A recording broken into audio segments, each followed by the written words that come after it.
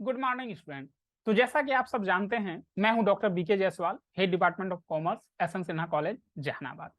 और आज का जो हमारा टॉपिक है वो है क्वालिटेटिव कैरेक्टरिस्टिक्स, या जिसे हम लोग एट्रीब्यूट्स भी कहते हैं, ऑफ अकाउंटिंग इंफॉर्मेशन। तो अब तक हमने क्या किया, अकाउंटिंग के एडवांटेजेस को पढ़ा, अकाउंटिंग के अपने क्या लिमिटेशंस हैं उसको हमने स्टडी किया, और अब हम लोग क्वालिटेटिव कैरेक्टरिस्टिक, जिसको कि हम लोग एट्रीब्यूट्स भी कहते हैं, जो अकाउंटिंग इंफॉर्मेशन के एट्रीब्यूट्स हैं, उसको हम लोग क्या करेंगे, डिस्कस करेंगे। तो जो अकाउंटिंग इंफॉर्मेशन है वो इस तरीके से तैयार किए जाने चाहिए, इस तरीके से प्रेजेंट किए जाने चाहिए, जिससे कि वो क्लियर पिक्चर क्या कर सके, शो कर सके, दिखा सके। ठीक है। तो जो बिजनेस इंटरप्राइजेज हैं उसके जो भी पिक्चर है, यानी जो उसका फाइनेंशियल पोजीशन है, उसको इस तरीके से दिखाया जाना चाहिए जिससे कि वो रियलिस्टिक लगे। ठीक है। तो इसके जो कैरेक्टरिस्टिक्स हैं हम लोग वन बाय वन कर करके इन सारे कैरेक्टरिस्टिक्स को डिस्कस करेंगे, जिससे कि यूजर्स के लिए ये काफी यूजफुल हो सके। एक एक करके हम लोग डिस्कस करें। तो जो सबसे पहला हमारा जो क्वालिटेटिव कैरेक्टरिस्टिक्स है वो है reliability. Accounting information must be reliable, यानी जो अकाउंटिंग इंफॉर्मेशन है वो क्या होना चाहिए, विश्वसनीय होना चाहिए। अगर रिलायबिलिटीज नहीं होगी तो ये जो अकाउंटिंग इंफॉर्मेशन है, मतलब यहाँ पर रिलायबिलिटीज का मतलब ये है कि जो इंफॉर्मेशन है वो क्या होना चाहिए, फैक्चुअल होना चाहिए और वेरीफाइबल होना चाहिए। अब वेरीफाइबल से मेरा मतलब ये है कि जो अकाउंटिंग इंफॉर्मेशन है उसको वेरीफाई किया जा सके। अब ये जो इंफॉर्मेशन अकाउंटिंग के जरिए या अकाउंटिंग स्टेटमेंट के जरिए दिखाया जा रहा है, उसको वेरीफाइड करने का तरीका क्या हो सकता है, तो उसके अपने कुछ सोर्स ऑफ डॉक्यूमेंट हो सकते हैं, जैसे कैश मेमो हो सकता है, परचेज इनवॉइस हो सकता है, सेल्स इनवॉइस हो सकता है, कोई कॉरेस्पॉन्डेंस किया हुआ हो सकता है, एग्रीमेंट्स हो सकता है, प्रॉपर्टी डीड हो सकता है, या इसी तरह के और भी डॉक्यूमेंट्स हो सकते हैं जिसको कि वो क्या किया जा सकता है, वेरीफाइड किया जा सकता है। वेरीफाई से मतलब ये है, यहाँ पर अगर वेरीफाई होता है तो उसकी जो ट्रस्टफुलनेस है, जो विश्वसनीयता है, वो क्या होती है, वो बनी रहती है। जितने भी ट्रांजेक्शन जो रिकॉर्ड किए गए हैं, जो दिखाए गए, अगर उसके सोर्स डॉक्यूमेंट हैं तो उसकी विश्वसनीयता क्या होती है, वो बनी रहती है। और कोई भी ऐसा जो इंटरेस्टेड पार्टीज है वो उसको क्या कर सकता है, वेरीफाई कर सकता है, चेक कर सकता है, उसके ट्रू पोजिशन को जान सकता है। लेकिन मान लो ऐसा हो कि जो उसके सोर्स डॉक्यूमेंट है वो अवेलेबल नहीं हो, तो ऐसे केस में जो अकाउंटिंग इंफॉर्मेशन, जो प्रॉफिट और लॉस को जो वो डिस्क्लोज कर रहा है, या जो बैलेंस शीट है, जो फाइनेंशियल पोजीशन वो दिखा रहा है, वो वेरीफाई नहीं किया जा पाएगा क्योंकि उसके सोर्स डॉक्यूमेंट नहीं है। तो ऐसे केस में क्या होता है कि उस डॉक्यूमेंट पर, यानी वो जो फाइनेंशियल पोजीशन वो शो कर रहा है, उस पर विश्वास नहीं किया जा सकता है। कुछ अकाउंटिंग रिकॉर्ड ऐसे होते हैं जो रिलायबल होते हैं, कुछ ऐसे भी होते हैं जो रिलायबल नहीं होते हैं। फॉर एग्जांपल, जैसे फिक्स्ड एसेट को क्या किया गया, एक्चुअल कॉस्ट पर रिकॉर्ड किया गया, तो उसके जो प्रॉपर्टी के डीड होंगे उससे हम लोग क्या कर सकते हैं, उसको वेरीफाई कर सकते हैं। तो ये अमाउंट क्या हो सकता है, वो रिलायबल हो सकता है। जबकि प्रॉपर्टी डीड से ये वेरीफाई हो गया, जबकि ऐसा हो सकता है। लेकिन ये सेम चीजें हो सकता है कि किसी अदर केसेस में, कोई और ट्रांजेक्शन में क्या हो सकता है, वो नहीं हो सके। चूंकि जैसा कि मैंने पहले ही बताया, जो अकाउंटिंग है वो एग्जैक्ट साइंस नहीं है। तो ऐसे केस में क्या होता है, जैसे डेप्रिसिएशन हमने चार्ज किया, अभी तो मैंने जैसे प्रॉपर्टी के लिए मैंने बताया कि प्रॉपर्टी को हम लोग क्या करेंगे, प्रॉपर्टी डीड से उसके अमाउंट को मैच कर लेंगे और वो क्या हो जाएगा, वेरीफाइड हो जाएगा। लेकिन मान लो अगर डेप्रिसिएशन चार्ज किया गया किसी फिक्स्ड एसेट पर, तो ऐसे केस में क्या है, उसे किसी डॉक्यूमेंट के जरिए तो वेरीफाई किया नहीं जा सकता, क्योंकि उसकी जो अपनी यूजफुल लाइफ है उसके बेसिस पर क्या होता है, डेप्रिसिएशन को चार्ज किया जा सकता है। तो यहां पर क्या होता है, पर्सनल जजमेंट के बेसिस पर क्या होता है, डेप्रिसिएशन को चार्ज किया जाता है। इसलिए जो पर्सनल जजमेंट है उसकी भी जरूरत पड़ती है, वो भी रिक्वायर्ड होता है। स्टॉक का वैल्यूएशन करना है, वहां पर भी पर्सनल जजमेंट की जरूरत पड़ेगी। अगर कोई डाउटफुल डेट्स है उस पर कोई प्रोविजन करना है, तो वहां पर भी क्या होगा, पर्सनल जजमेंट की जरूरत पड़ेगी। तो इन तरह के केसेस में क्या होता है, जो रिलायबिलिटी है हमारी, वो पर्सनल जजमेंट के ही बेसिस पर क्या होती है, बनी रहती है। तो इसलिए कहा जाता है कि जो पर्सनल जजमेंट है वो बायस फ्री होना चाहिए, यानी बायस्ड नहीं होना चाहिए। तो नेक्स्ट जो हमारा पॉइंट है वो है रिलीवेंस। अब जो अकाउंटिंग इंफॉर्मेशन है, वो जो इंफॉर्मेशन शो करता है, यानी जो फाइनेंशियल स्टेटमेंट है वो रिलीवेंट होना चाहिए। जो भी किसी इंटरप्राइजेस का जो ऑब्जेक्टिव्स है वो उससे मैच करता हुआ अकाउंटिंग इंफॉर्मेशन होना चाहिए। कहने का मतलब ये है कि उसमें कोई अननेसेसरी या इरिलीवेंट इंफॉर्मेशन को क्या करना चाहिए, इंक्लूड नहीं करना चाहिए फाइनेंशियल स्टेटमेंट में। और रिलीवेंट होने के लिए ये जरूरी है कि इंफॉर्मेशन जो है वो ऐसा हो जिससे कि जो डिसीजन मेकिंग का काम है वो किया जा सके, वो मैनेजमेंट को क्या करे, हेल्प कर सके, इन्वेस्टर्स को वो हेल्प कर सके, क्रेडिटर्स को हेल्प कर सके, या और भी जो अदर यूजर्स हैं अकाउंटिंग इंफॉर्मेशन के, उनको क्या हो सके, डिसीजन मेकिंग में हेल्प मिल सके। फॉर एग्जाम्पल, जैसे मान लो कोई इंफॉर्मेशन दिया गया है, कंपनी ने डिविडेंड पे किया, तो उसके रेट ऑफ डिविडेंड होंगे, ठीक है, प्रीवियस ईयर में उसने क्या किया है, कोई डिविडेंड पे किया है, तो ये रिलीवेंट इंफॉर्मेशन हो सकता है इन्वेस्टर्स के लिए, क्योंकि उसे नेक्स्ट ईयर भी क्या करनी है, डिविडेंड का अनुमान लगाना है कि उसे वो डिविडेंड मिल सकता है। तो ऐसे केस में क्या होता है, उसके लिए ये इंफॉर्मेशन क्या होगा, रिलीवेंट हो सकता है, वो फोरकास्ट करेगा फ्यूचर में क्या डिविडेंड हो सकता है। ठीक उसी तरीके से अगर बैलेंस शीट में कोई डेटर के बारे में दिखाया जा रहा है, तो वहां पर क्या होना चाहिए, वो रिलेवेंट इंफॉर्मेशन क्या हो सकता है कि कितने वैल्यू का डेटर्स है, ना कि टोटल नंबर ऑफ डेटर्स बता दिया जाए, क्योंकि टोटल नंबर ऑफ डेटर्स ये रिलेवेंट इंफॉर्मेशन नहीं हो सकता है, लेकिन डेटर का टोटल अमाउंट क्या है, ये किसी के लिए भी क्या हो सकता है, वो रिलेवेंट इंफॉर्मेशन हो सकता है।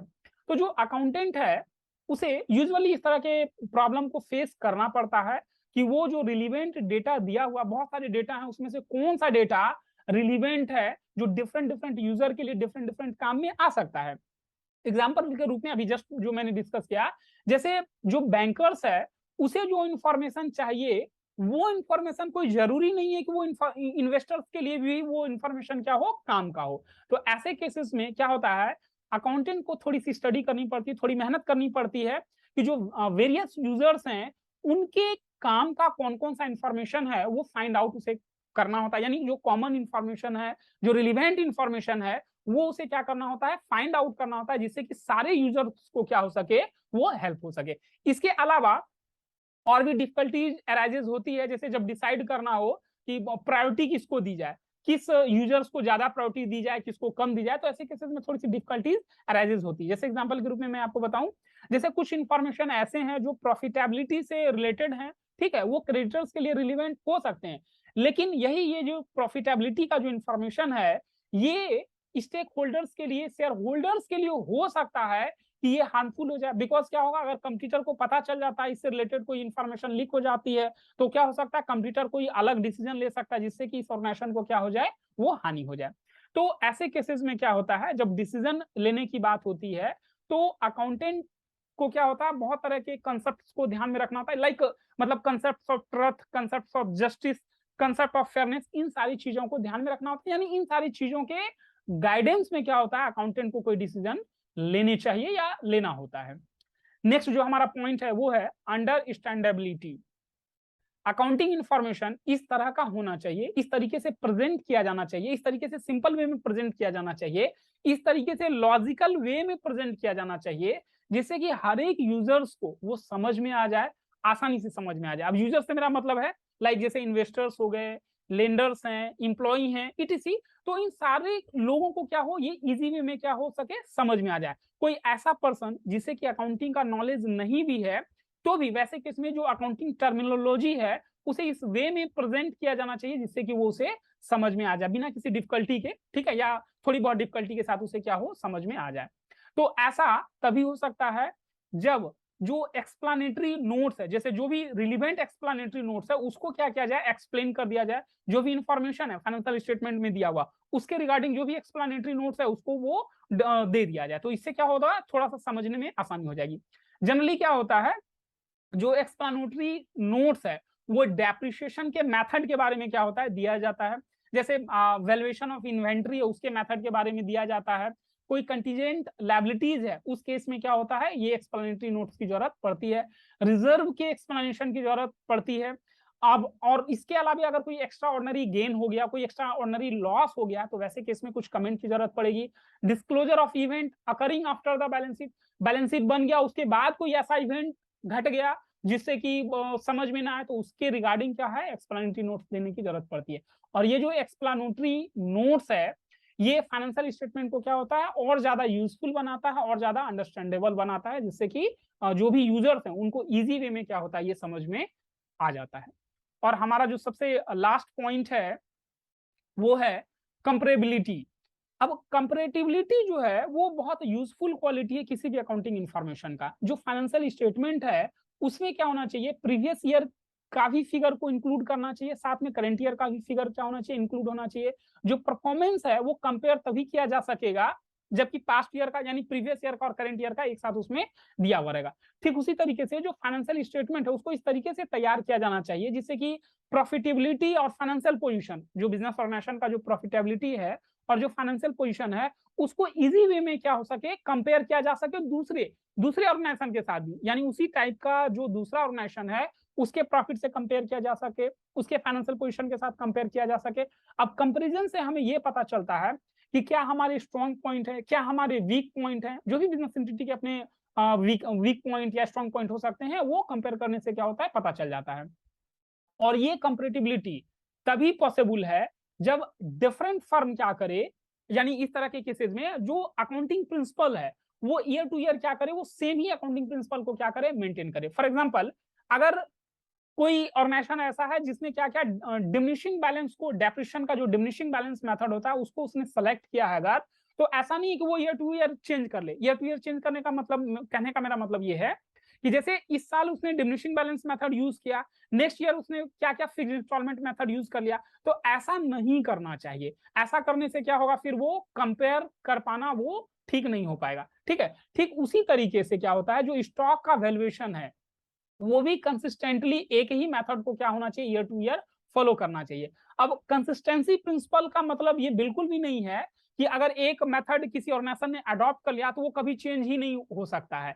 चेंज जहां पर रिक्वायरमेंट होगी, जहां पर भी लगेगा कि मेथड को अब चेंज करना है, डिजायरेबल होगा कि नहीं अब मेथड चेंज होना चाहिए, उसके पर्पस को वो फुलफिल कर पाएगा, तो ऐसे केस में क्या है, वो चेंज किया जा सकता है। तो वहां पर क्या है कि इंफॉर्मेशन को वो शो कर देना चाहिए। तो इस तरह के केसेस में क्या होता है, जो नेचर है, जो इफेक्ट है, वो चेंज आ जाता है तो जस्टिफिकेशन उसमें कर देना चाहिए, डाल देना चाहिए, जिससे कि वो क्लियरली ये फुटनोट दे देना चाहिए, जिससे कि ये पता चल सके यूजर्स को कि अकाउंटिंग इंफॉर्मेशन में क्या चेंजेस किए गए हैं। ठीक है, इसके अलावे और भी अकाउंटिंग इंफॉर्मेशन के अपने कैरेक्टरिस्टिक्स हैं, जैसे कैरेक्टरिस्टिक्स ऑफ टाइमलाइननेस है, कैरेक्टरिस्टिक्स ऑफ कंप्लीटनेस है। तो ये सारी चीजें हैं इसके कैरेक्टरिस्टिक्स के। तो अगर आपको ये वीडियो अच्छी लगती है तो इस वीडियो को आप लाइक करें, अगर आपको ये वीडियो अच्छी नहीं लगती है तो आप डिसलाइक भी कर सकते हैं, और आपको अच्छी लगती है तो आप अपने दोस्तों के साथ शेयर करें और इस चैनल को सब्सक्राइब कर लें, ताकि आगे और भी अगर मैं टॉपिक अपलोड करता हूं तो इससे आपको बेनिफिट हो सके। Thank you.